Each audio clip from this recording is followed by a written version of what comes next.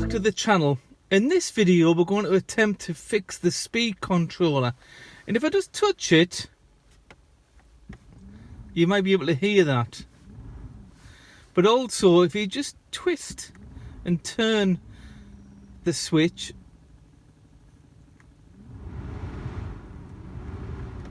it's got a mind of its own. The speed, so there, well there straight away, it's just not, you know, it's blown at any speed it desires.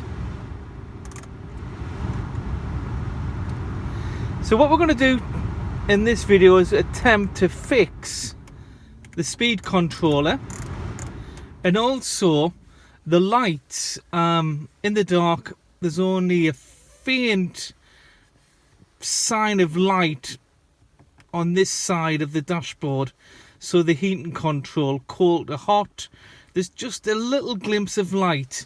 I wish I could show you, however what I'm going to attempt to do is to take it apart and order the bulbs online. I've watched a couple of videos on this, and for one bulb it's £8, and there's 3 bulbs in this control, and there's 3 bulbs in the lighting control, which is to the right of the steering wheel. So if you times 6 by 8, it works out to be a fair old, well, amount of money. So I'm going to be looking at eBay, and I'm going to be looking at LED lights, and I may have to modify them to fit the holders in this part of the dashboard. But I've been reading the forums, and let's get down to it. The control module for the heater is located in the passenger side, and what I'm going to try and do is actually show you the module which needs to be repaired. Now it's just here. I'm just going to come out, and it's held in by 2 screws. There's one screw which is located, and I'm just going to get the screwdriver and just point to it just there. And also there's a screw which is behind here, which is some sort of metal bar. Some people have twisted the bar to get the controller out.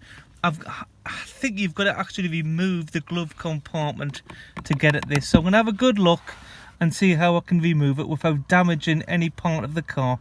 I removed it, and that's fine. I had to remove the glove compartment, which you see, and if I, you know, they said on the forums that you will have to bend